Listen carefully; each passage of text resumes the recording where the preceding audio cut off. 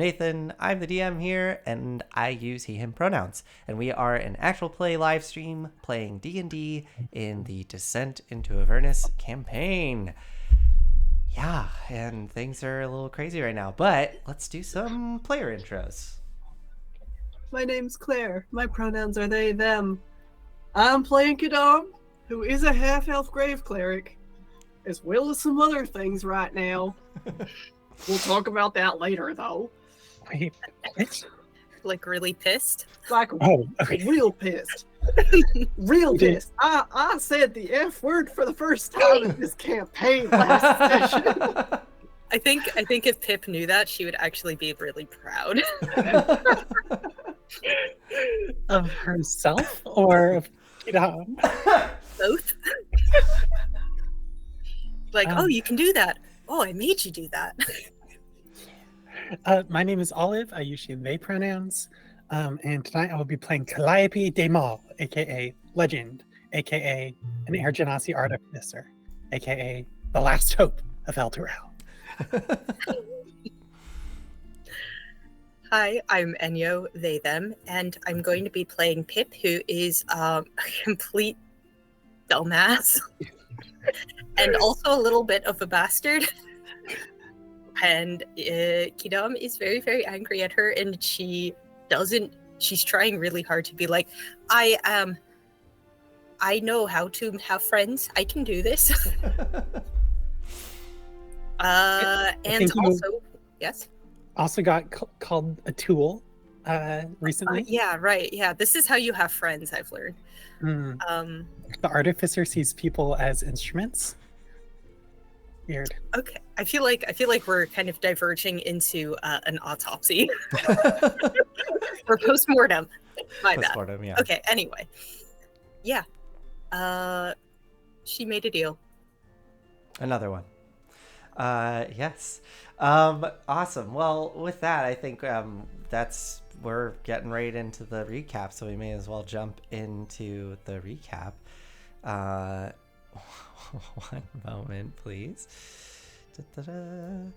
So, yeah, last we left off, you all were inside the walls of Fort Knucklebone, getting ready to kind of settle down to go to the next day, kind of, to hopefully do this ritual with Mad Maggie and extract some of Lulu's memories. However, Pip convinced Valor to go with her and follow up this lead by the two imps, Pins and Needles, about one of the madcaps supposedly scheming to kill Lulu. Pip went to try to kidnap this madcap. The madcap saw that Pip was trying to do this and lashed out very violently. And it turned into a huge chaotic frenzy as all the other madcaps in the area came rushing in and started tearing you and Valor to pieces.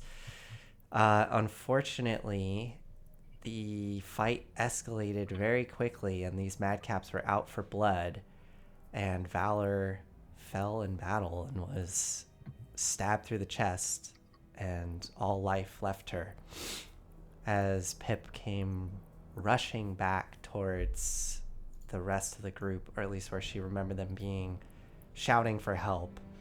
Kadam could hear this through the tent and came rushing out to see Pip, panting, pistol out, madcaps pursuing, and as Kadam hurried in the direction of the chaos, saw the dead body of Valor. You were able to deal with the rest of the madcaps, Pip, you using her pistol, and this seemingly flame skull came out. The flame skull you saw when you first came to the fort came out from whatever they were doing and scared the madcaps away. But Kadam was left there with the limp, dead body of Valor, and Pip saw what had happened, broke down, crying in the middle of the yard as Kadam reached across the threshold and pulled Valor back. As this was kind of coming and settling down, Pip very upset, Calliope showing up right at the end. Pip, you stormed off and went straight for Mad Maggie. Kadam, you got the full story. You and Calliope got the full story of what had happened and discovered it was a very foolish incident that occurred that led to a very horrible, tragic moment. Realizing Pip was gone and Calliope's little dummy spotting where Pip was headed, you all tried to rush after her. But unfortunately, as you arrived at the lair of Mad Maggie, Mickey, the large flesh golem, was there blocking the entrance, stopping you from going forward. Inside, Pip spoke with Mad Maggie and arranged another deal. In exchange for making her pistol more powerful and giving her a bit more abilities to protect her friends, she agreed to let Mad Maggie experience every moment of pain and suffering that Pip would inflict on others and that Pip would experience herself. With this deal being struck, Pip went out to meet up with the rest of the group. Kadam was very upset, and as you split up, when you went back to the hostel, you went into 2 separate tents. And yes, Calliope, you had a very intense moment calling out Pip and calling her a tool. Pip seemingly accepting this label and wanting to just be used in order to help. But you all split up and headed back to the hostel. Kadam going into one tent, Pip into another. Calliope, I don't know where you're going, actually. You see your companions going into the 2 separate tents. And I think, in fact, the tents were actually pulled apart to give space between the 2. Yeah, Calliope, I mean, which tent do you go into? Do you go into a tent? Pip's. Yeah, I think. Pip's. Okay. I mean, I think Calliope does want to go back to the garage and be like, okay, so I was keeping Big Dummy's secret, but I have some things to show you. Do you go back to the garage? Is it? I think it might be nap time though. It's oh man, that's such a good question. It's evening. Maybe? Well, it's for all of you. It's been like over 9 hours, like approaching 10 or something like that, and it's also been a very long day. So all of you are feeling that sort of just like natural tiredness starting to come over you, but it's a little weird because it's still just the same perpetual light outside. Mm-hmm. I think for the sake of simplicity, I'm just gonna say conveniently you all somehow managed to line up with the rest of Avernus. And yes, it does seem like the majority of the fort is kind of like starting to wind down. So yeah, it's up to you. You can certainly like this is right that at they could race after they were off the clock. So what was that? Chaka and Klong did say that they would be able to race maybe after they were off the clock. That's true, actually. Yeah. So yeah. Well, okay. So what are you gonna do, Calliope? Are you gonna go back to the hostel or go to the garage? I think I might have to go check into the garage. I'm sorry. I wanna advance the plot, but this is what Calliope's priorities are. That's totally fine. Yeah. So as also last episode was huge. It was big Pip and a bit of Kadam. So we could have a moment with Calliope here.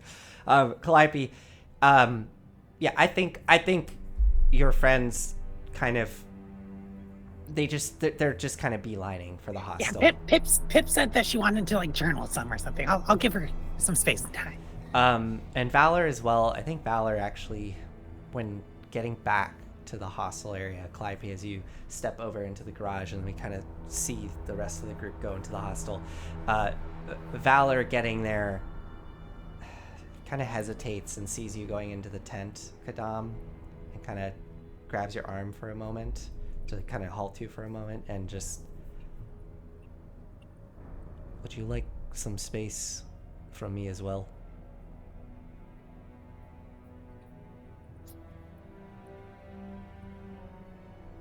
I need to do some thinking. You're welcome to be in the tent with me, but I'd like a little bit of silence if that's all right. At least for a bit. Understood. And she will turn and go into the tent with Pip.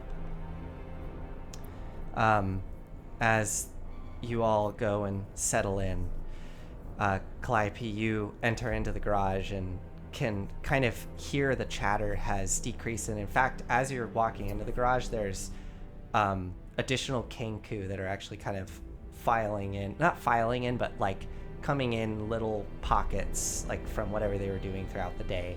And you can see some are hopping up these stone carved ladders up to their alcoves. Chukka and Clonk are at the back, sort of putting away and tidying up all their various tools as you enter into this space. Hey, Chaka. The two Kenku whip around and see you. Chukka, hey, and hops over towards you. Hey, okay. So now that seems like things have kind of like started dying down, want to see something cool? Want to see something cool? And starts shaking his head. I think you saw a little glimpse of them as I was like tearing out of here. There's like party emergency. But come on. And just opens up my messenger bag, and Big Dummy just like kind of like folds out and like unfolds itself out of that extra dimensional space. And then it just kind of like sits like slightly like groaning and like the materials like settling in. You see Chukka's eyes alight and go wide. This is why I'm saying things about like wheels ain't ever gonna get you anywhere. This buddy right here can climb walls. Like we fought a flying demon in it once. I don't think you could do that with, one of these. You got no verticality. Clonk steps over to the side of the machine you've repaired and steps to the back and kind of slaps it with a big heavy hand. And you can see there's kind of almost like a little what looks like metallic kind of doors that could peel open. And Clonk sort of grabs one edge and sort of peels it back a bit, and you can see resting within that looks like there's a large like ballista kind of turret-like thing, and Clonk gestures to it. Knocked down plenty in my day. Yeah, I suppose that does make sense. Ranged weapons. We were limited. We didn't have one of those, but Chukka is like inspecting every little inch of Big Dummy, and hops over towards the front and is kind of cocking his head. Interesting, the power source. I don't quite see how it works. And is like, oh yeah, I should have Maggie this earlier. And why don't you open up there, Big Dummy? And Big Dummy. These used to be state secrets, but I was never really good at that. The front opens, revealing the Squire crystal embedded there in the front, gently glowing with the light of the companion. Chukka kind of looks back. Now, this baby is brimming with power, apparently straight from Zariel herself. Maybe? Are you familiar with the companion? The companion, that strange thing above Elturel. I believe that's what it's called. Yes. And taps the little Squire crystal again. So is it, souls? And then looks back. That's a great question. How did you find that out? We never really were quite sure what was power in the companion. Well, we could always crack that thing open and see what's inside. Yeah, it's real limited quantity. This might be the last one actually powered. All the other ones have been drained like this. Pulling out the drained Squire crystal. And Chukka kind of looks and extends a clawed hand. May I? Yeah, of course. Here. Grabs it. So, like, when Elturel got pulled down, all the ones in the city depowered. They ended up like that. Well, they ended up a little bit like that. We've repowered that one with the Dark Companion. But then we drained it again with a big ritual. Trained it again with the big ritual. And then goes up to the Squire Crystal again. Can it pop out? Yeah, sure. I gotta disable a couple safety things. Big dummy, I'm gonna need you to like power down for a bit. The It's head, okay. head sort of swivels towards you, kind of. Yeah, we can trust him. And Big Dummy. And I think it kind of like rustles and like it like pops up some kind of like security protocol. No, calm down. Scorpion tail behind, kind of flicking. Yeah, it's me. Oh, yeah, I should probably drop the disguise to just like complete the verification. Like So it's a retinal thing. So do you fully drop the disguise? Yeah. Okay. Chukka kind of looks clever. And as Big Dummy shuts down Chukka, so may I inspect? Yeah. And gets down looking at it, kind of grabs it with his claws. Does it pop out? I think Calliope has to kind of like get up into the cockpit and like, you know, like those levers that you have to pull to like open your like gas tank on a car. Yeah. It's like that kind of kinesthetic sense. Okay, awesome. So It's like pulling that open, and it sort of pops open, revealing. Okay, you can grab it. He gently pulls it out and looks at it. It's still glowing and throbbing there with the light of the companion. How big do you imagine the Squire Crystal being again? Like, oh, I've been thinking about like little dummies, like the size of like one of those like bouncy ball, like those super bouncy balls. okay, yeah, totally, yeah. I guess big dummies is probably bigger than that. Sure, it's up to you. Maybe the size of like an alarm clock. Okay. So as Chukka's holding it there, looking at it, you see him kind of cock his head and look towards the large infernal war machine that's sitting over to the side, and then looks at you. You think so? Let's try it. Baby. And Chukka sort of hops over towards it, climbs over towards the back. Or I think actually same thing, climbs into the little cockpit and like pulls a lever, and the whole back part of the machine sort of pops open like a jaw. And as Chukka goes back there, you can see within this crazy looking motor essentially.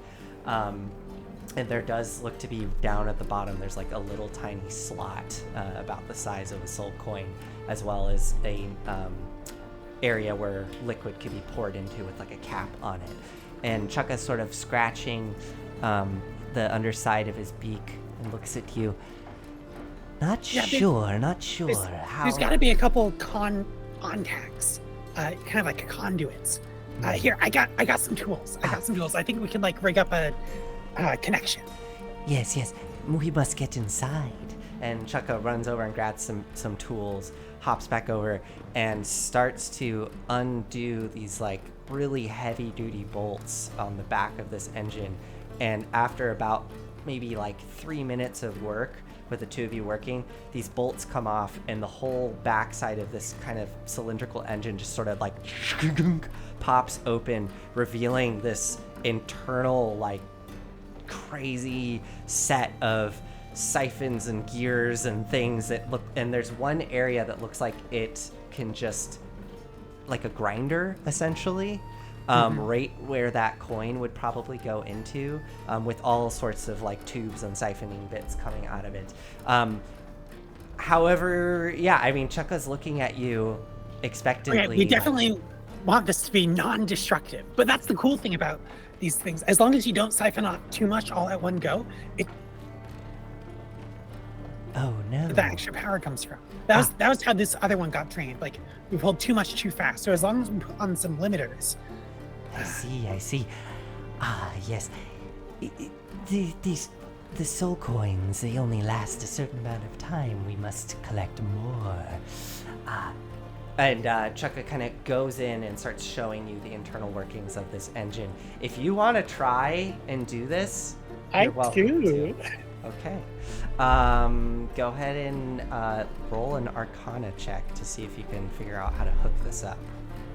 I don't know if I've ever rolled above a 5 on the die for Arcana. Oh my god.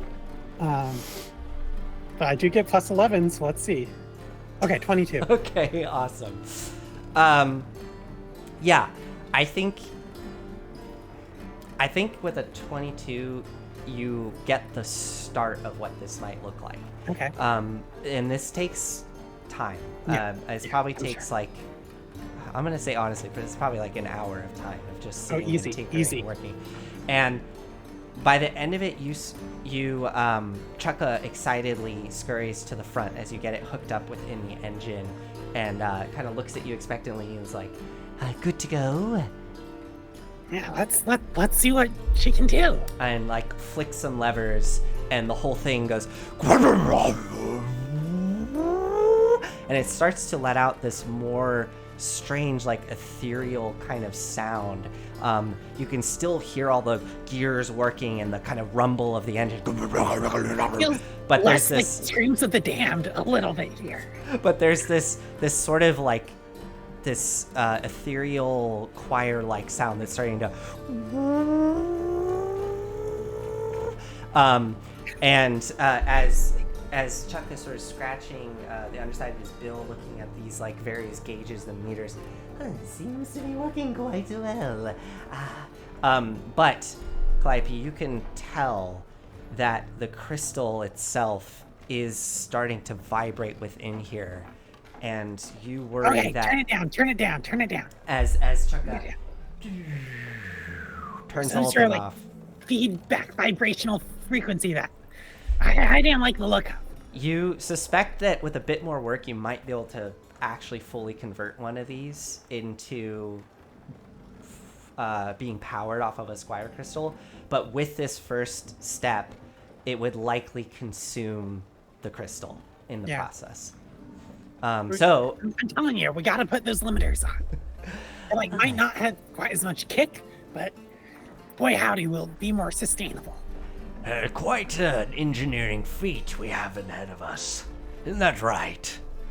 And Chukka will hop out and help you disassemble and take the crystal off and put the whole thing back together. Putting it back together takes a little less time, but excuse me, hybrid demon grinder, yeah. But at the end of this period, about an hour and a half or so, you kind of have the machine back together, and Chukka hands the crystal back to you. Thank you, my dear. That was so wonderful. I wish we had more time here before we're gonna have to go pretty soon, but you're the best thing that I've seen down here by far. A race you spoke of? A race? Maybe not today. The feathers kind of go down. I think Tomorrow, then. I'd like that. Yeah. I will expect this then. I'll come find you. Excellent. And Chukka kind of gives you, a little bow of the head, and is there anything else you want to do here in the garage before you depart? No, I think we're good. Okay. As you depart and go your separate ways, I'll just briefly say, as you're leaving Calliope and you're kind of sitting there thinking on what just happened, as I said before, you suspect with time and a few more attempts, you might be able to get one of these to run on a Squire crystal, but it would require time, and it would require a lot, you were close, but you weren't quite there. Yeah.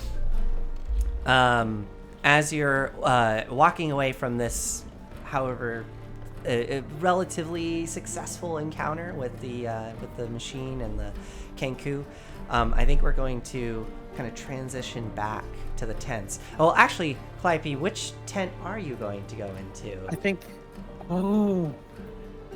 Valerie into Pips. I was assuming that I was going to go with Pips. It's going to be whoever's only one person, which I think is Kidam's tent. Okay. Well, before we get to you arriving with Kadam, because Kadam would have had at least an hour and a half here in the tent with themselves. Kadam, as we come to you, slipping into the tent, Lulu will come in with you, and as she slips in behind you, I'll be quiet, Kadam. I can stay over here if you'd like. And she kind of curls up into one corner of the tent. Thanks. And yeah, as we come to you, Kadam, what are you doing here? I'm gonna cry for solid like half hour, 45 minutes probably. And then can I like walk like around the fort? Like, can I get on the Sure. walls and just go in circles for a bit? Yeah, you can definitely walk around the fort. You can certainly try and go on the walls. As you step out, it looks like the areas to get up onto the walls, there are like periodic, essentially like little kind of watchtowers throughout, which are more or less kind of enclosed like metal structures. There's probably one that's a little like not towards the front gate, that's a bit more scaffolding, so you can kind of see the stairs in the inside of it that go up to the top of the tower. But you do know that like on the walls there are red caps just up there that seems to be their kind of role to be guards for this fort. Maybe I'll walk around the inside, Okay, like down on the ground. sure. Feels kind of like I'm on stage there somehow, but Yeah, I mean, as you step out, as I said, you can kind of tell things seem to be winding down. There's still a bit of activity, but definitely far less. There's you can actually see some of the war machines are starting to head out of the front gate, back out into the wastes. In fact, you can see currently kind of piling into their machine are is Ragadraga and the were folk, all piling in. As they are piling in, you notice that Ragadraga, the last one to get in, is kind of watching in the direction of the hostel and spots you as you come out, and just kind of looks in your direction as the rest of the were folk start piling into the machine. does he look like he wants my attention, or does he? No, he looks like he's actively observing you, just not trying to get your attention, but also not hiding that he's just like staring at you and just kind of looking at you, arms crossed, as the rest of the werefolk get in. I will meet his gaze, but keep going. He just stares and watches, and you see kind of a smile curl across the warthog-like face. Can I get an insight check on what he might want? Yeah, go ahead. Well, that's terrible, but my insight's good. 15. A 15. Yeah. It's like a predator watching prey. I think that's exactly my mental reaction. But that's like the kind of feeling you get from him, and the kind of, he also clearly thinks very highly of himself and is very self-assured. Yeah, he's not worth my attention right now. I'm gonna walk. Okay. As you start walking away and around the fort, you can hear the roar of the engines behind you as these machines start to pour out of the gates. Hearing the kind of chitter and chatter of the red caps shouting as these machines leave. And which roughly, like, are you going left or right as you exit? Right. Going right. Okay. Yeah, so you walk past the arcade and can see people are inside. The various vendors are starting to, like, close up their things and close out their shops. Going past the garage, you can hear the chatter of the Kenku and, in fact, see Calliope currently with Chukka at the back of this machine. It's fully open. There's pieces all over the ground, and you can see them putting something glowing inside of the engine. And yeah, continuing past the well, you can hear more music starting to waft through that area, and it looks to be a bit more busy within there as individuals are grabbing food and drink. Do any of you happen to know off the top of your head if you can ritually cast spells you haven't prepared? Ritually cast spells you have not prepared. Don't think you can. I don't know, yeah. I think you can in Baldur's Gate 3. But I remember Well, being we ain't surprised. there anymore. Ah, dang. I could try and look it up, but I can also try and look it up. Yeah. I'll say no for the moment. Yeah. Oh no, you don't need to have the spell prepared. I was totally wrong. yeah, I thought it just had to be on your spell list or something. I'm Yeah? just surprised. Yeah, I think so.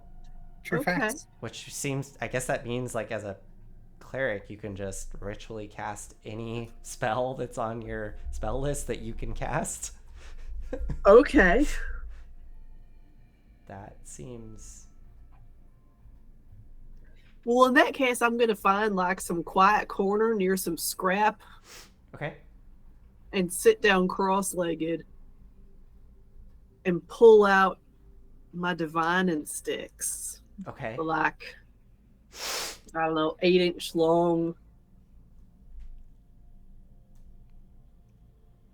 I don't remember what wood they're made out of. I know that they're inlaid with amethysts. Mm-hmm. I've been redwood. But I'm gonna pull them out and just kind of let them slide through my fingers a bit.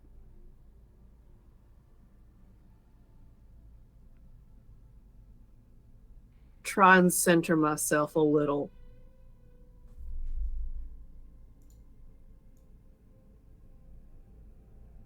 And I'm going to ask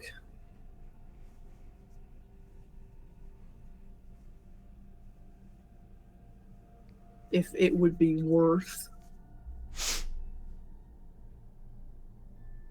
How do I want to phrase this?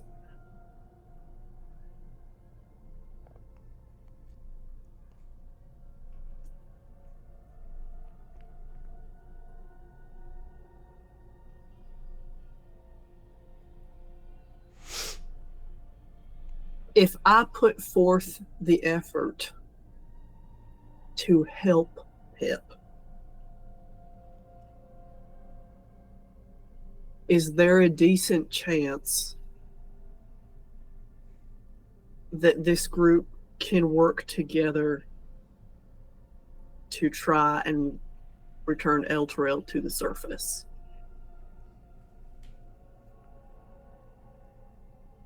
And this is which spell? This is augury. So you get either... Well, Is it basically like you get 3... I receive an omen from an otherworldly entity about the results of a specific course of action that I plan to take within the next 30 minutes. So go in and talking to Pip. Okay. And is it... Okay.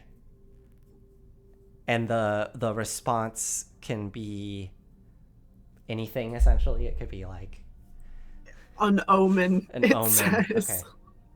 Well, how do you imagine, if we were to kind of simplify this and it's either like, you know, yes, no, or maybe, like, how do you imagine Kadam has, like what do you imagine happening if you receive one of those responses? Like do you feel something? Does something happen with the sticks?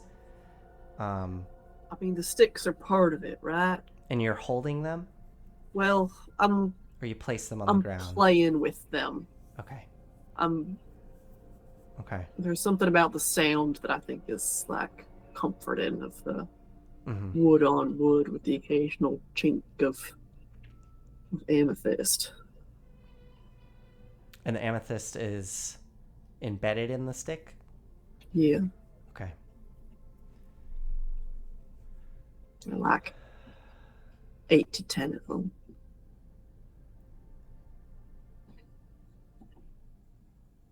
And the question was, if you go to help Pip, is there a decent chance that that will allow you to bring El Yeah, Terrell like, back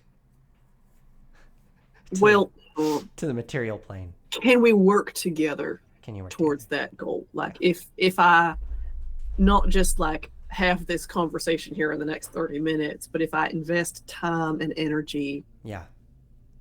Okay. As you're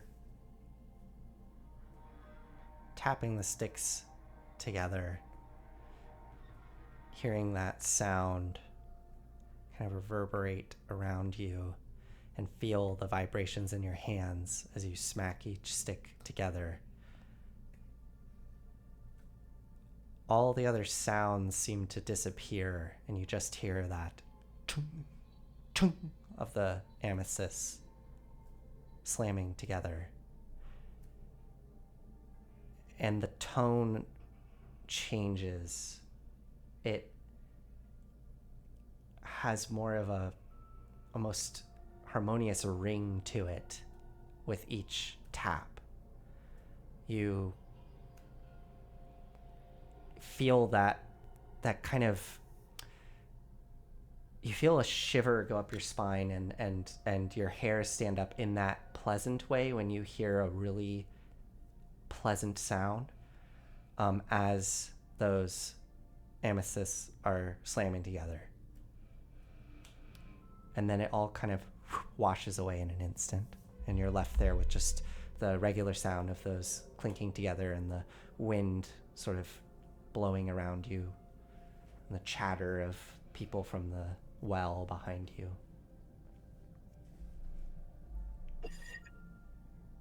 Why does everything have to be so hard all the time?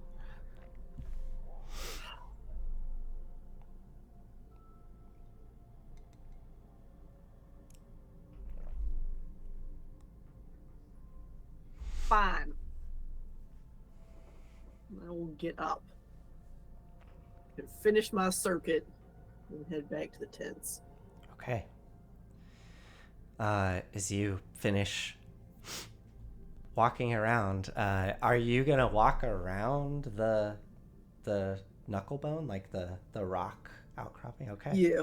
Yeah. Like just on the inside of the wall. Yeah. I mean, you walk past where the entrance to Mad Maggie's lair is. You walk past the pen of strange abyssal chickens that you can see sort of walking around in that pen. You walk past what looks to be a infernal war machine. You haven't quite seen the design of this one before. It has like what looks to be a large, almost crane at the back with like a scoopy kind of claw dangling from it. And you continue around the backside all the way past the spot where Valor died, and you can even see there's still a dark stain in the dirt there. A few dark stains as you walk back towards the hostel where your tent is waiting.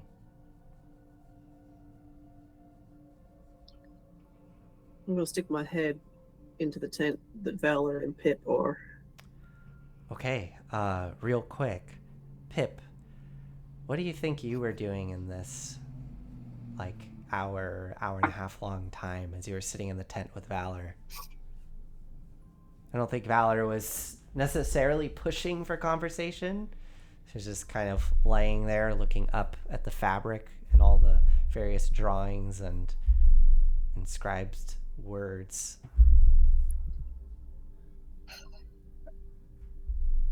Tyler, you seem almost the least phased of us about your death. Except for Calliope, she just seemed more annoyed that she was brought away from the infernal machinery. But my point is, how are you, if you want to talk about it?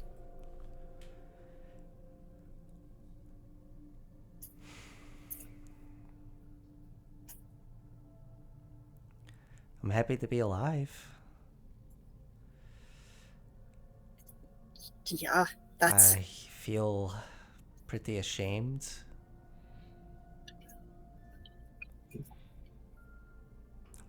I'm honestly not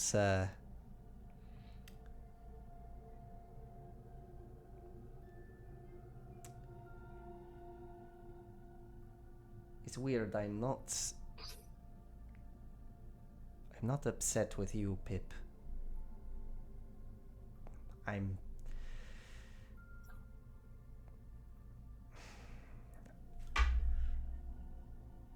really upset with myself. I feel like I should have. I just feel like an idiot.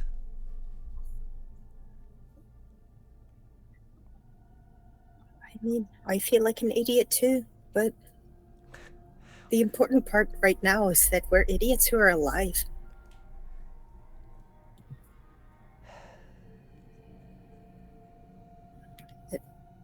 We yes, I suppose so. To be fair,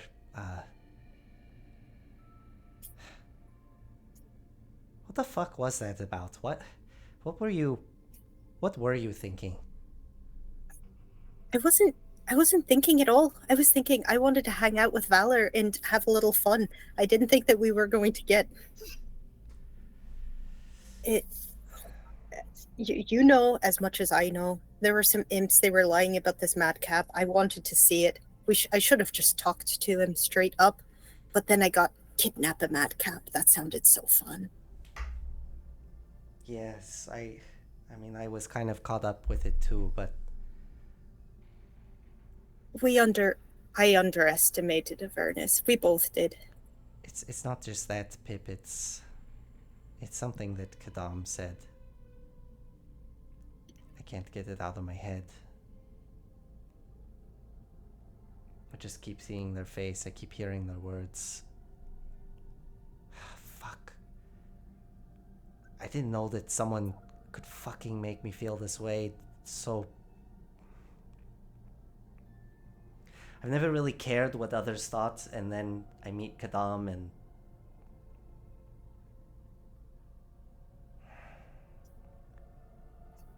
they got me thinking differently.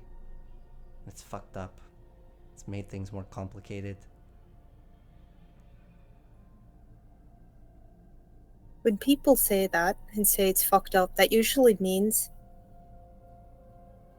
that you're going through growth. You're becoming a better person. You're thinking about it. What makes you think it's better or worse? Just because it's coming from Kidam.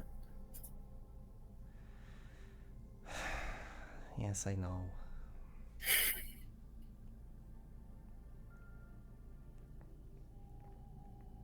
Look, Kadam has this way of seeing people, seeing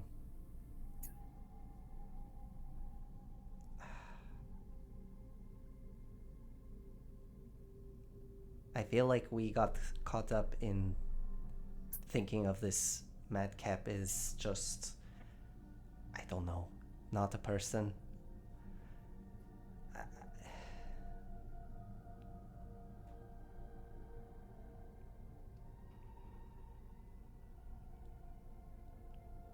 I'm going to need to be convinced that they are. I mean, true. That was.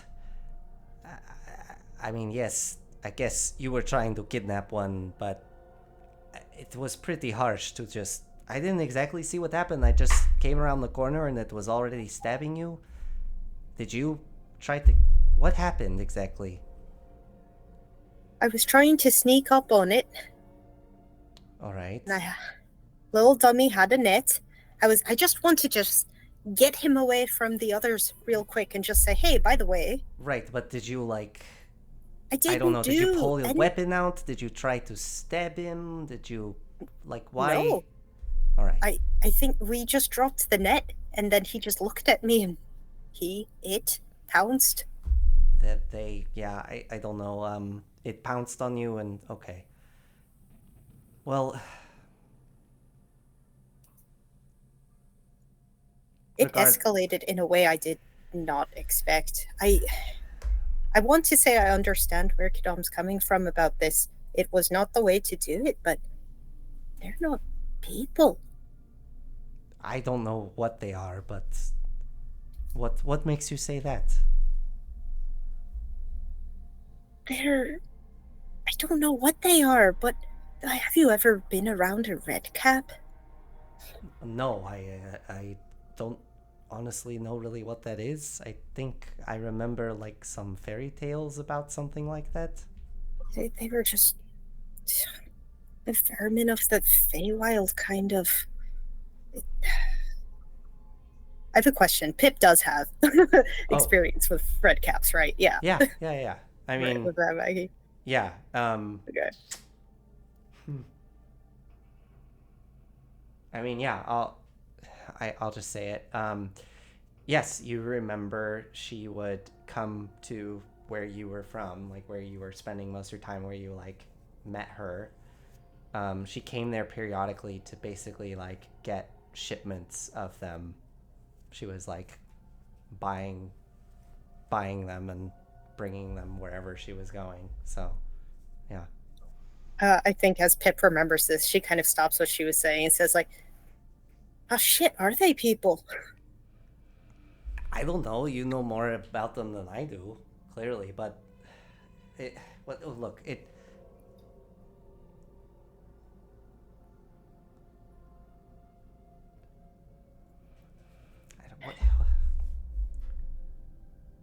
feel like you don't want to be talking to Gadam about this. I don't know what to do. What are you going to do? I'm going to have a drink because I'm alive. And then I'm going to...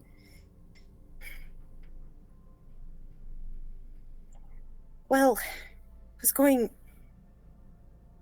I get in a sexy sword fight, maybe. All right. Where's that part of the plan now? Walk me through that part. How is that gonna happen? You said you've never had one before. I see. All right. But you can go talk to Kadam or meditate or journal or whatever you need to do. I mean, that other option sounds a lot more fun, drinking and fighting.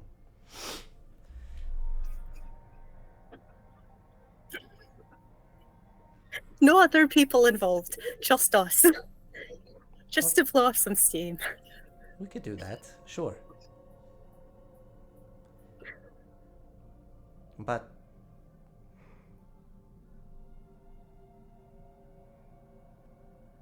if we're gonna keep traveling with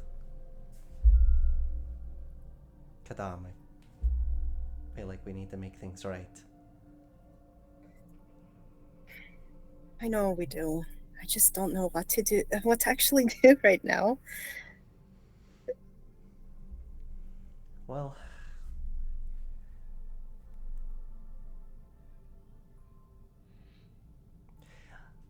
fuck it, I don't know. Let's go drink. We'll come up with something afterwards. It'll come to us. Sure. Okay, so are the two of you gonna head off and drink and then I think Pip is gonna go get 2 more like to-go cups of whatever they're Okay. like mild, just Yeah, not sure. very strong liquor. Yeah, I mean they got more normal, relatively speaking, stuff. Excuse me. Okay, so you're gonna go get some drinks and take it back to the tent, or Yeah, I think so. Take it back to the tent and say like, okay, here, we can use like wooden sticks or something. We don't actually have to use knives. well, it's gonna be We a can little difficult to fight inside the tents.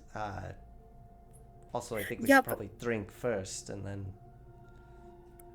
Okay, well, we can fight behind the tents, but it's actually a lot more fun to be contained. Look, I need to be able to move if we're going to be fighting with sticks, okay? That's a bit difficult inside here. Look, I have an idea.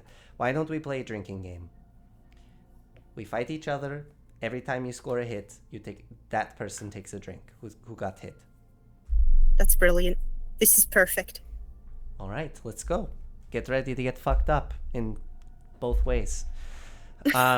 Let's do a quick little. We don't have to play this out, but let's do let's just do 3 rolls. Okay. Claire, do you have Valor's stat sheet? Okay. So, Pip, if you don't mind, are you proficient in like simple weapons? Let me check. Everyone is. Everyone is. Okay. Yeah. Okay. Then, Cool. Thank you. yeah. So, you can either use strength or dex, and then add your proficiency bonus for this little fight. Sticks have finesse, apparently. Apparently, yes.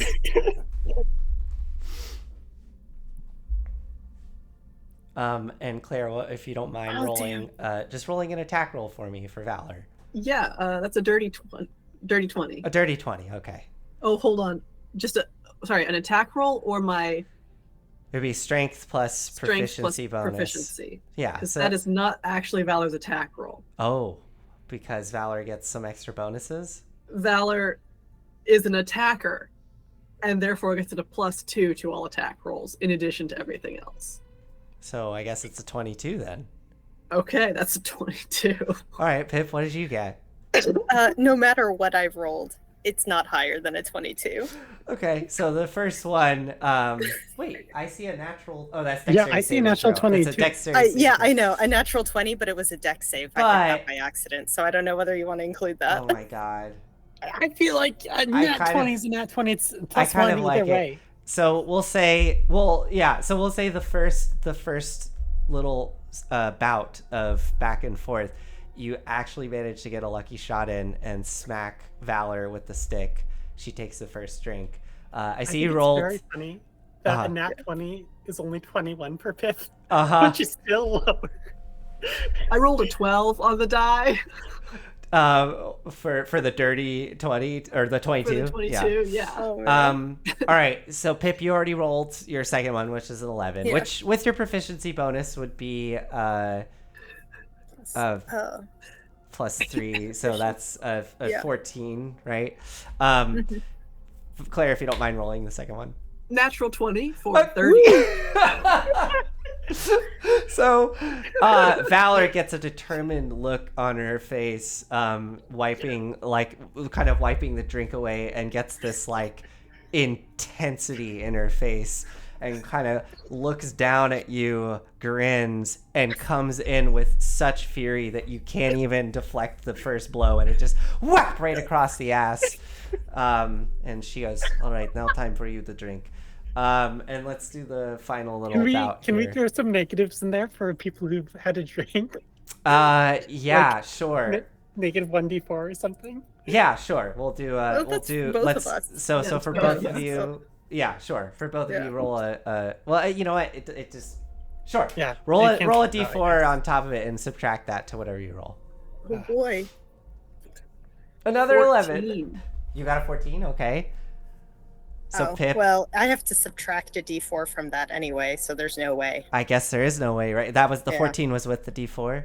Yeah. So yeah, Valor gets in this final little bout of back and forth. Valor gets the final blows in on you, Pip, and this is, we'll say, like not just 3 rounds. This is kind of like over a longer period.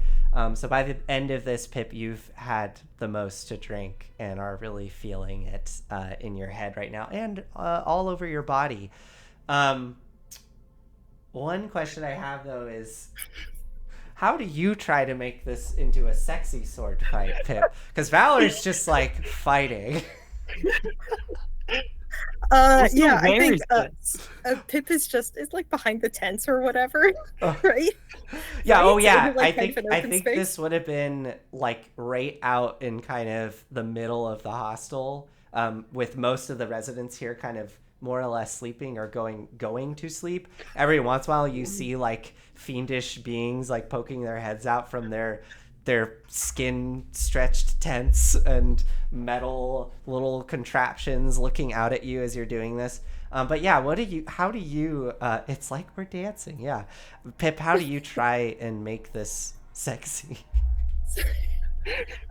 Just by always striking like a good pose after a particularly good hit or anything, and having like a flirtatious rejoinders. And maybe one time when she hits Pip too hard, it's just like pinned up against like Oh my a pillar. god.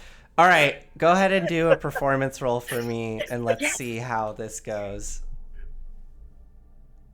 I get, because of actor, Oh, I yeah. get Advantage, right? advantage. Whew, which is good because that first one, oh no, the first one is a 16. Okay, 16. Yeah, it's, it's pretty good. And Valor seems to be really enjoying it by the end and starting to kind of like, I'm trying to think. Let's see. Can you roll a performance check for me for Valor? Or wisdom save. Or with A wisdom save, yeah. Do you want performance check or wisdom Let's save? do performance, yeah. Okay.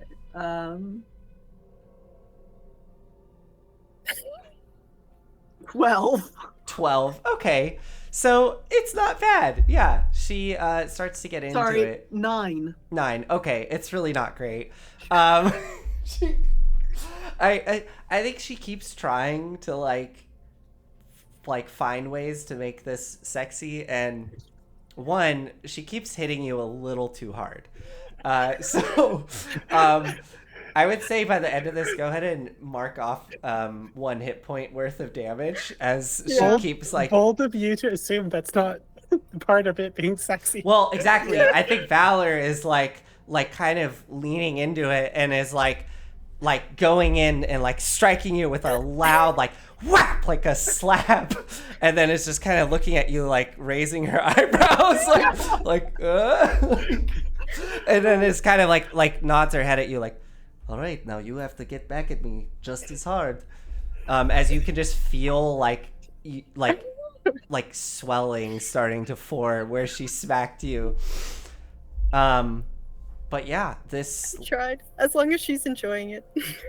this little foray is going off well, and I think Kadam, right towards the end of this is when Kadam, you come around the corner and you kind of see this final bout happening as Valor twirls in past Pip trying to strike her, and Valor just wham slams Pip once more right across the ass and kind of does a flourish and stands there looking at Pip out of breath. Pip is clearly like Pip, I think you are clearly like in severe pain. There's just like tears running down Pip's cheeks.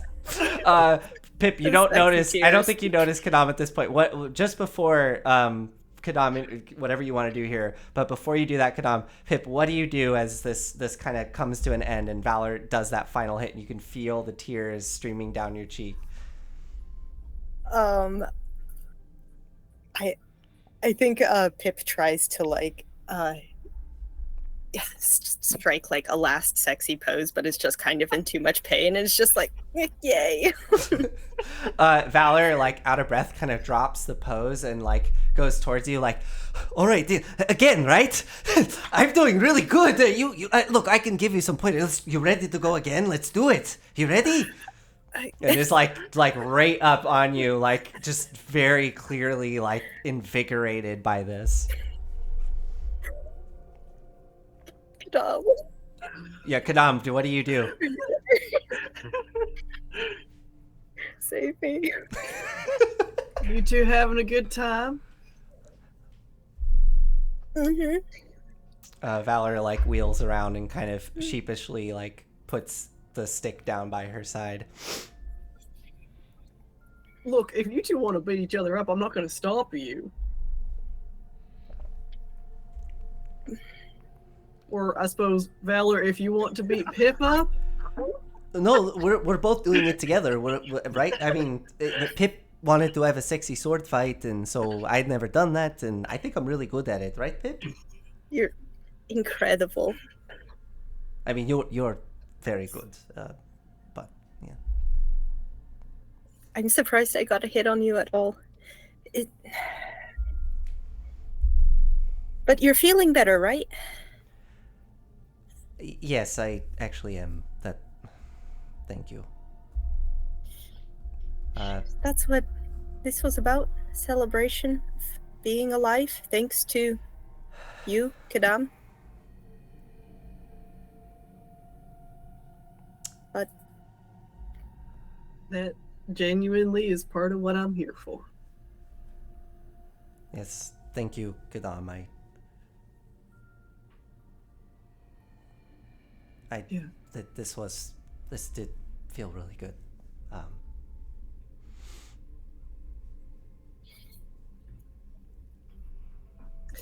Can I talk to you inside?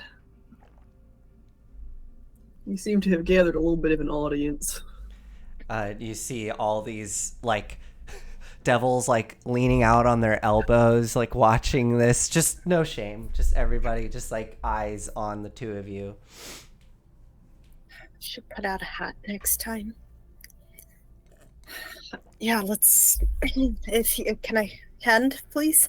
Valor scoops you up, and as you retreat back into the tent, you hear throughout the hostel a bunch of like, "Oh man," and like a bunch of like.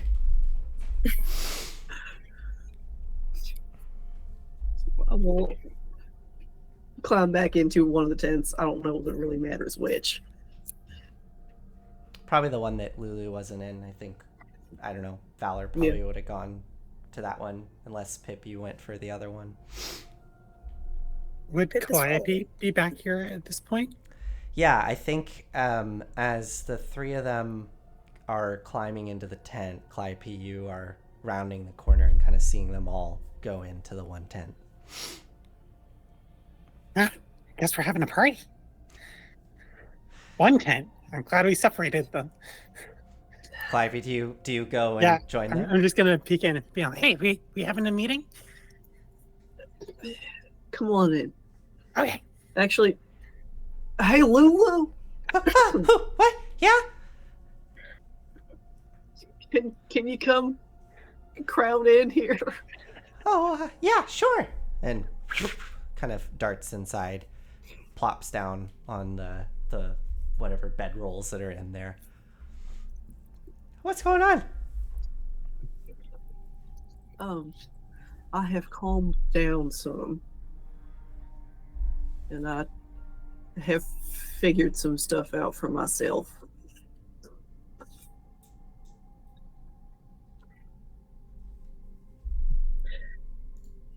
And really, I think there are two things, one of which applies to both of you, Pip and Valor.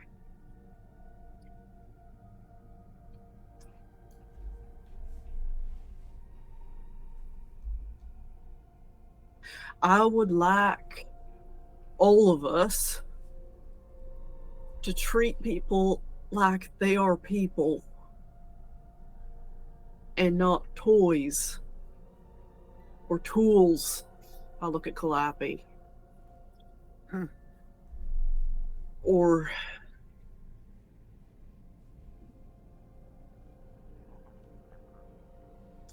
less than us.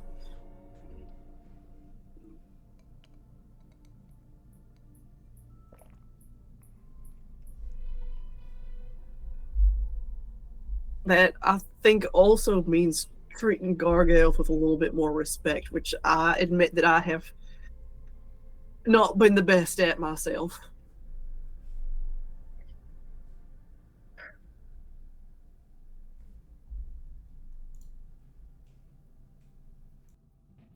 The two of you trying to kidnap someone based off of something someone else said without trying to, like,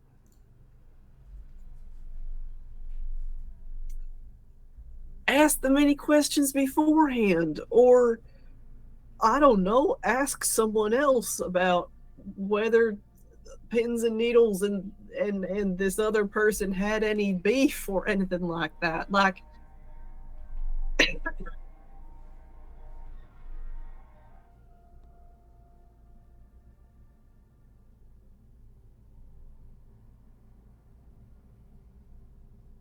I frankly, Valor, thought that you might at least have been able to talk some sense into Pip regarding that. Especially after the Knolls.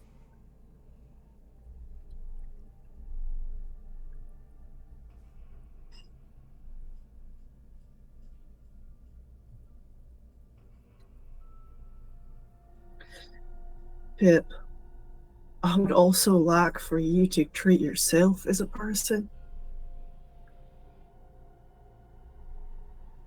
What does that mean? That means taking responsibility for your own actions and your inactions. Not trying to foist your moral decisions off on me or making Calliope responsible for what you do.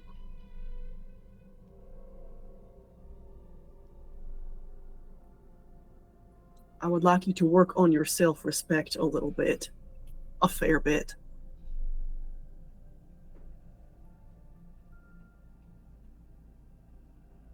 Pip is just literally stunned. Like, nobody has ever said anything like that to her before. And so just kind of just wide-eyed staring, you know.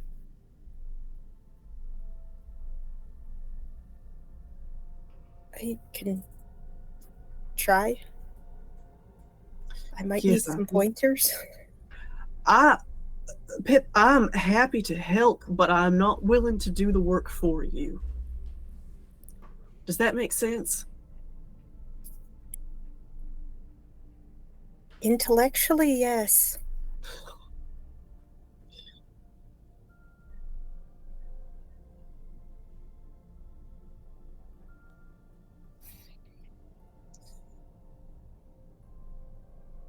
First time you asked me if you would be my moral compass, and I said yes.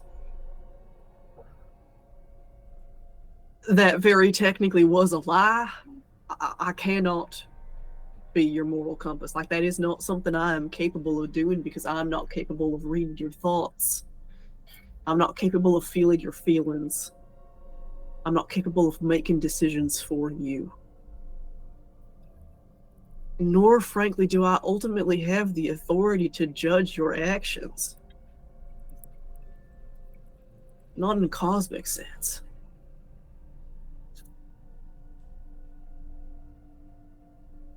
But what I can do is when I think that you have real messed up, I can come to you and say, Pip, please change. Please do this. Please don't do this. Is there anything I can do to help you make that change? Which is what I'm doing right now. And what I'm asking you.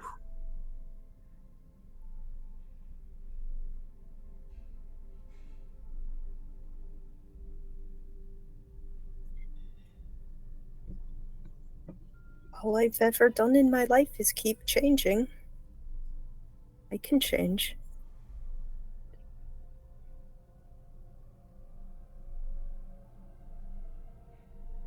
Do you want to?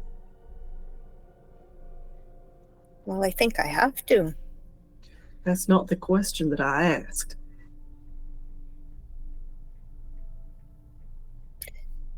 I never want to be stagnant. I need to keep changing. If this is the change that will help me stop feeling like shite all the time, then I want it. Can't promise that it will. I can't promise that I'll change the way you want me to, but I can promise to try.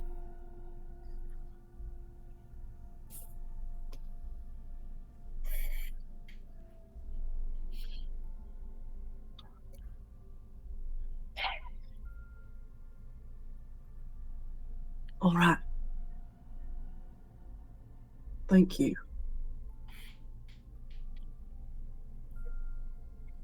That's about as much as I can handle of this, if you don't mind. I want to keep making it up to you, but I'm done for today. We should probably be done for the day.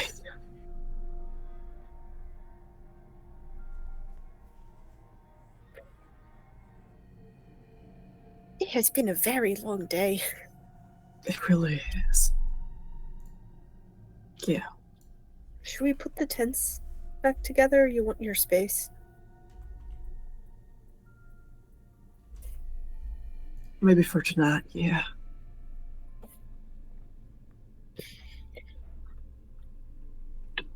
I hold my hands out to you. Pip just very tentatively puts one hand out. I will take it in mine and just hold it there.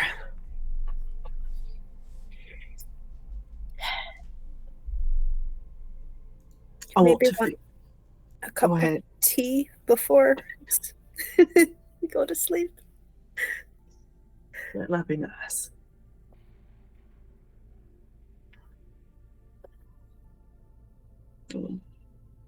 Give you one last squeeze and let go.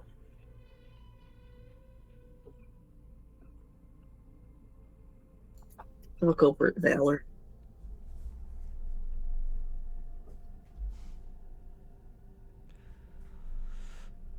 I'll also try to, I'll be better.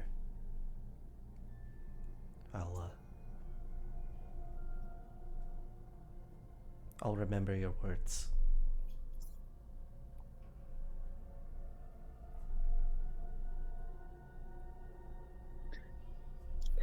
I'm sorry for calling you a tool, Pip. You agreed, and it made me very uncomfortable about having said it. Honestly, it's the worst thing that you could have done. Good. Well, I'm gonna drink some fucking tea. I'm gonna go to sleep. Nice. This tent is sweaty and it smells bad. It does? I didn't think it smelled that bad. I smell Valor. It's mostly you. Well, I'll try to go I'm just clean up. joking. I'm just joking. No, I'm gonna go clean up now. Before I come back in here. You enjoy your tea. I'll show you some more pointers tomorrow. I'd like that. Give me time to heal. She'll give one last look to Kadam. Kind of reach out and just squeeze your knee and then crawl out. And she's gonna figure out some way to just kind of wipe down and clean off here in Avernus. I think honestly she probably wanders around for a bit and doesn't know what to do. Best Scath? Yeah, I mean she probably comes back, grabs her pack, and has some stuff that she can sort of clean off with.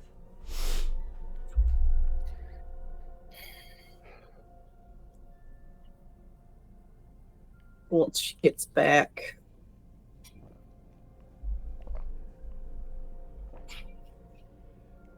I'm gonna ask if she can sleep in my tent tonight. Yeah, sure. I'd like that very much. Of course, I would too. She'll get ready for bed and crawl in.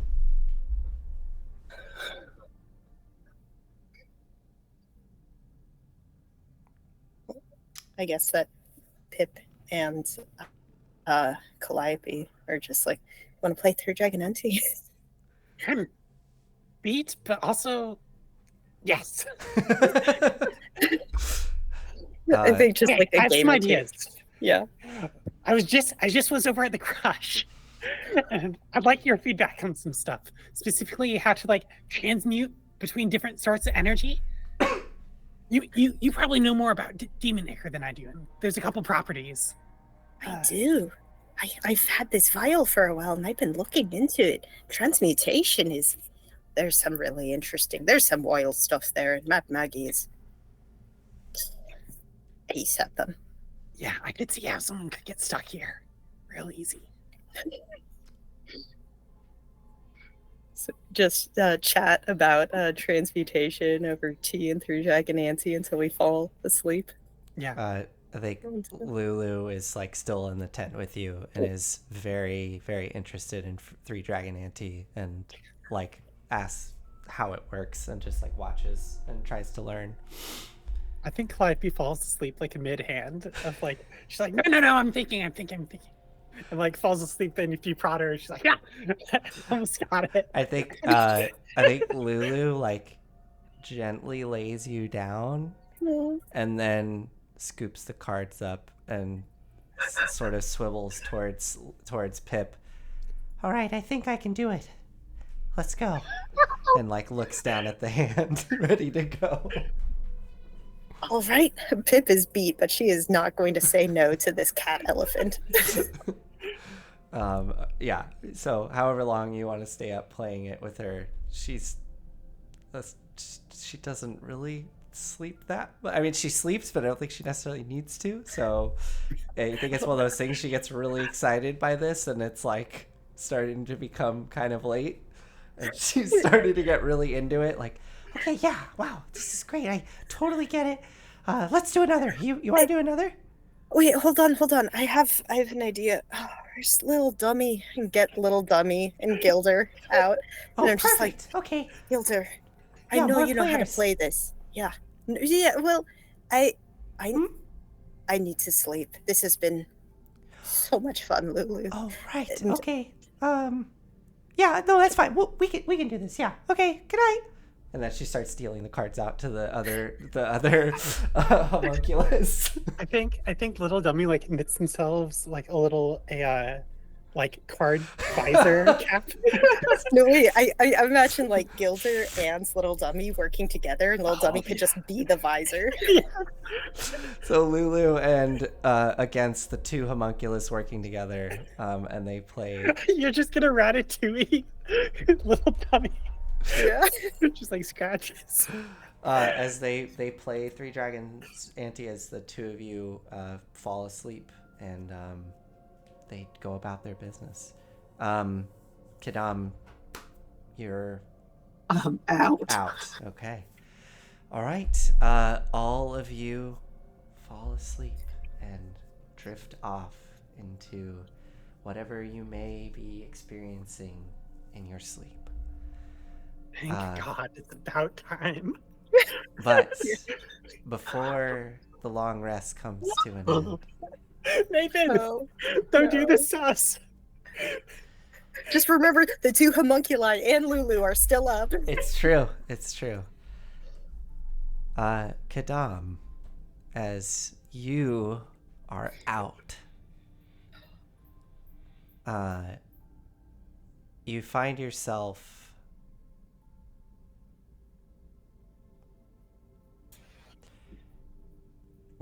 slowly becoming aware of a familiar smell kind of taking over your senses. One of of like kind of almost pond water, and you start to smell like soot and manure, and every once in a while really intense, like it's odd because it's not a pleasant smell, like really intense kind of like refuse and things of that sort of wafting into your nostrils, but it is very familiar. It's home. Yeah. And then you start to hear the faint sound of the river, and you start to hear the faint sound of voices and a city. And then you hear a faint, much closer, you hear the sound of a hawk.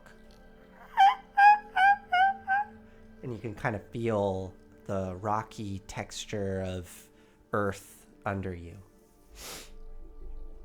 What do you do? I open my eyes and I look to my left.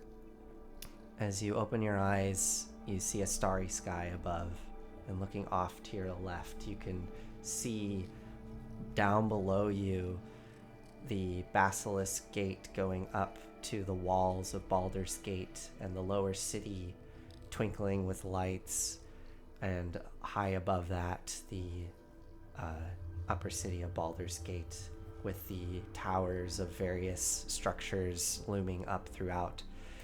There's not really fog right now. It's a clear night. It's a bit brisk, and there's just kind of this breeze that's catching you, and you realize you're resting on top of Hawk Hill, looking out over the city, and you can see directly in front of you below your part of town, of the outer city.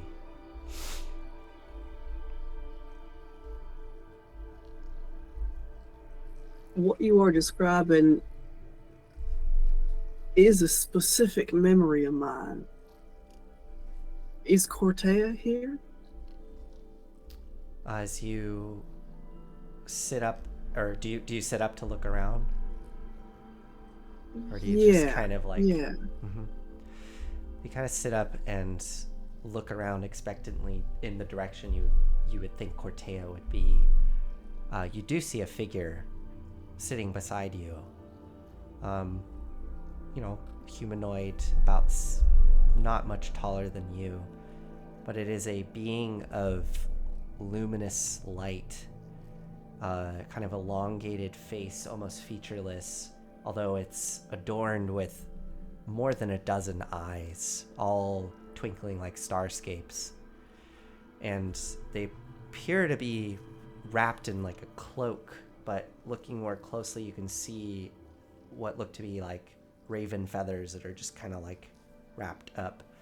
And at the top of the head, there's sort of gently, almost growing outwards, undulating like tree branches, just kind of curling off the top of this luminous head of this being.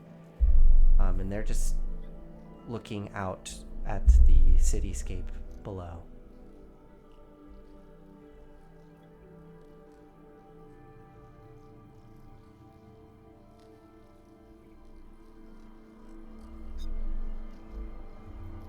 I was so excited to go to Avernus.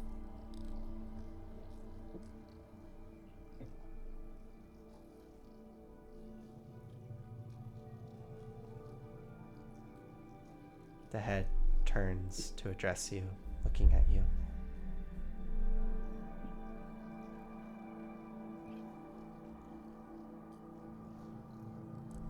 Do you want me to bring Elturel back? Is that all you want of me? The multitude of eyes, unblinking, like tiny little galaxies staring at you. The face just slowly turns and looks straight up into the sky. You can see very clear starscape above. There is no moon. That's when you see there's a darker area in the sky above, no stars. And you catch the faint glow of a moonbow, this refracted light kind of hanging where the moon would be.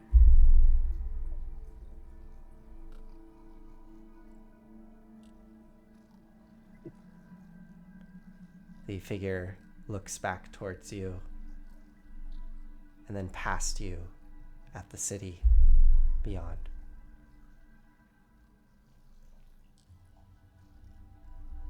I feel this is where I belong. And I look out over the city with them. This is where I'm needed. There is a very imperceptible tremor that runs through the hill. And it starts to build.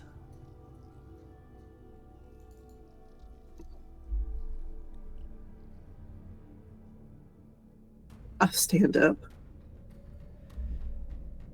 As you stand up, you feel yourself falter as a large tremor hits. The figure stands up beside you, just places a hand gently kind of on your back, almost not touching. There is a loud, thunderous crack as you see monstrous cracks tear through the earth all around the city.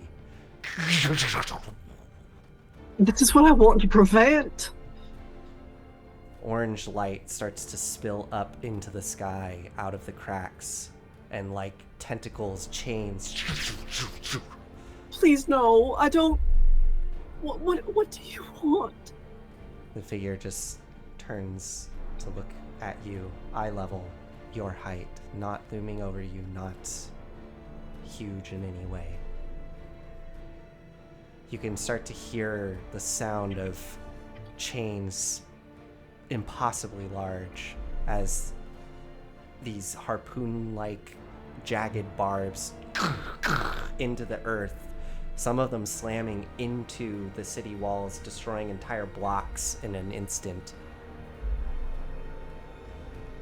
The figure kind of leans down to look at you more closely.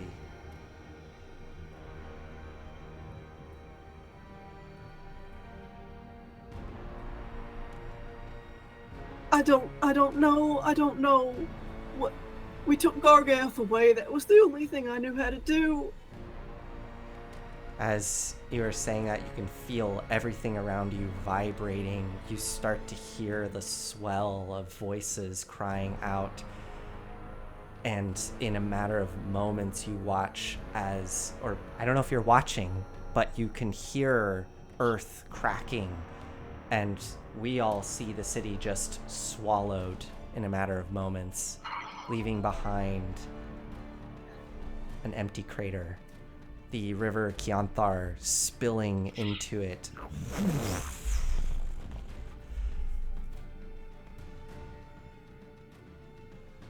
And you start to feel darkness come around you, just the luminous face looking towards you. What am I supposed to do? The figure gently reaches out towards your chest and just places a palm on your chest.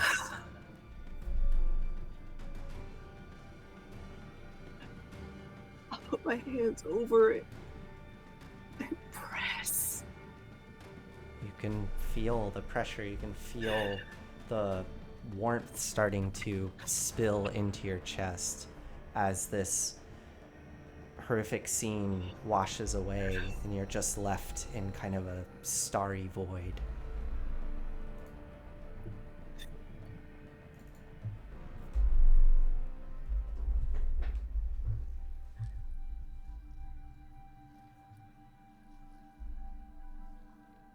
Is there anything that I can grasp at, that I can sense? Like, is this happening now? Is this a potential future? Is Kadam saying this, or are you asking, like... I'm asking you, Nathan.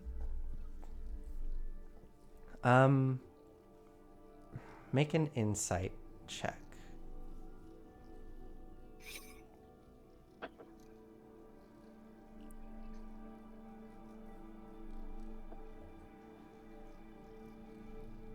Me too.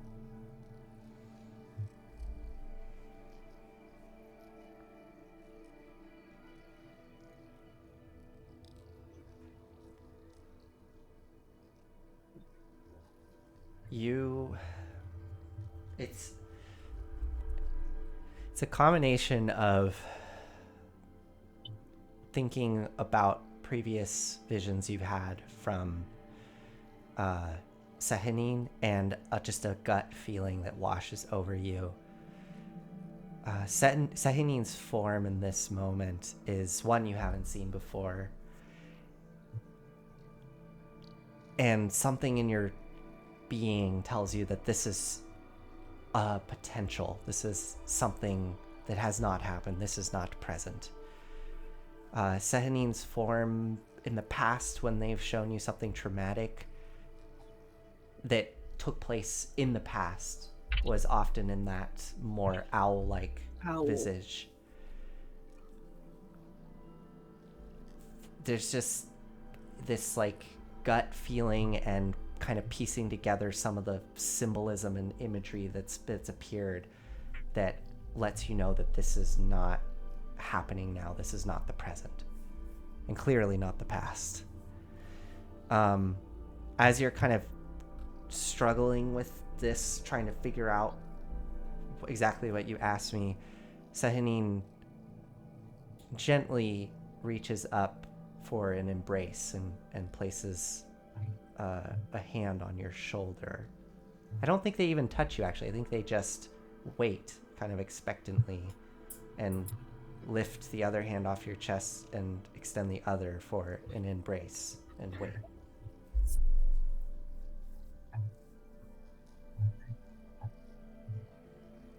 The wings start to extend out, and you can see there are 4 of them that start to appear. They scoop you up and pull you in for a hug as the wings start to wrap around the 2 of you. How are you feeling about that? You can feel this being as very present and warm and soft. I am stiff with fear and anxiety.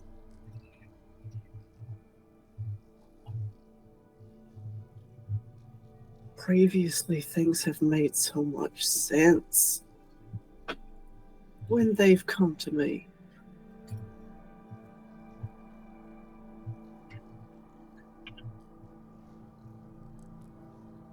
I'm feeling confused.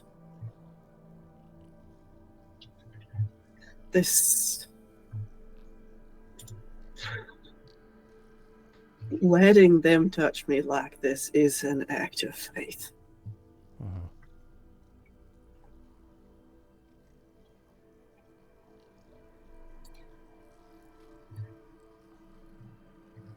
The sensation of being held suddenly vanishes, and you realize they are no longer there.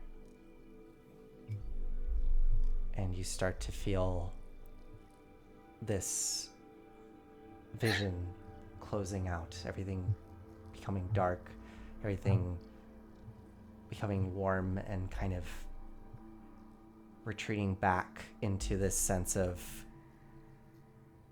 sleep, of slumber. What do you do?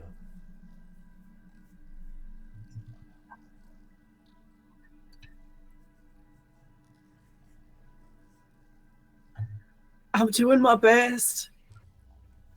I don't know that it's going to be good enough. and your sense of self, your consciousness dissipates, and your mind goes back into its sleep and back into regular whatever Kadam may dream of. Maybe nothing, maybe it's just you wake up and that's all you can remember. But you do eventually wake up. You can hear Valor snoring beside you.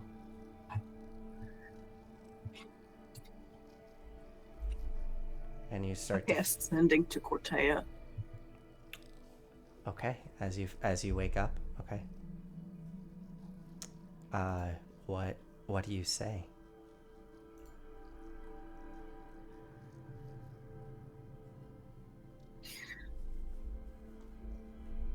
I'm alive.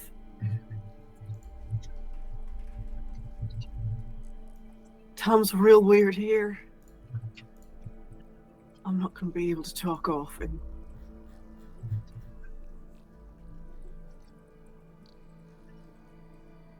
I love you so much.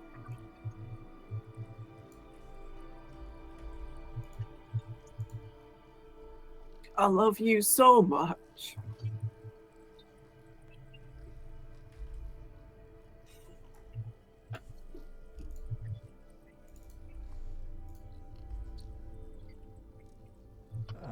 Can you roll? Well, roll percentile. Yeah. Forgot about that. Yeah, 68. Okay.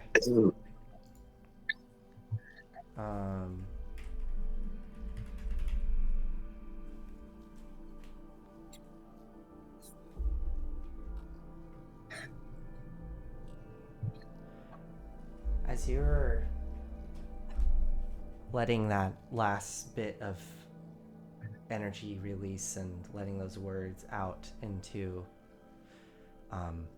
the weave, I guess, and to allow for this communication to extend beyond this plane, you get this sensation of somebody standing over you. There's nobody there. Raga Draga. I said that out loud, like I suppose loud enough that Valor could hear. Oh yeah, Valor wakes up and is like looking around. What's wrong? Is there? No, there's nobody there. As you reach out and feel around, and that kind of sense just persists. Like no matter which way you turn, you feel like there's somebody kind of right behind you, and then it slowly fades.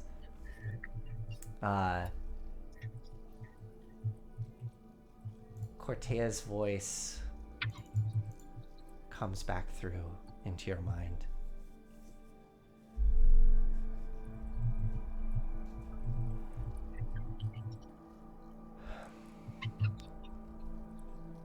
Glad to hear you're okay.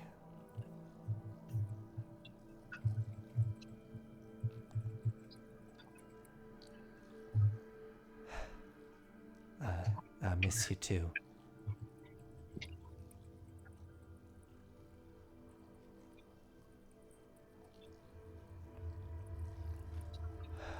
Things are pretty bad.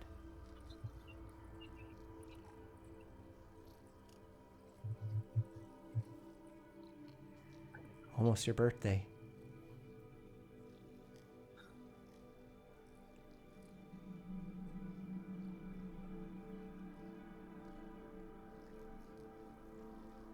I hope everything's going okay.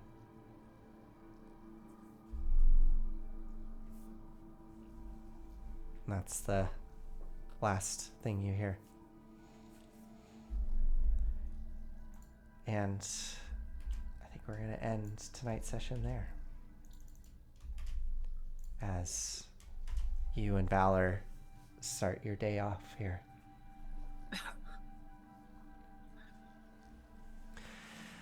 All right. Thanks everybody for joining us this evening.